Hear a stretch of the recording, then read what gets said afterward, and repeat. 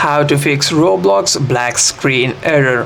First, if you're having any kinds of problem on your Roblox application, like you're seeing the entire black screen and it doesn't go anywhere from there, what you want to do is you want to simply close the app completely from here first.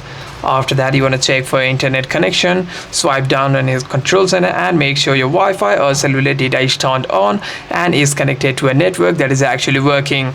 After that, you want to simply check for any kinds of update, if it is available or not on the Play Store. You want to simply go to your Google Play Store and search for the Roblox game over here. And if any kinds of update is available, you want to simply update the game from here. After that, what you want to do is you want to simply restart your device once, and once you have done so, you'd be able to solve all kinds of problems. Your app was at fault or your devices was at fault as well. After you open the game, you shouldn't be having any kinds of issues. Hope this video was helpful, and if you have any further questions, make sure to leave a comment down below.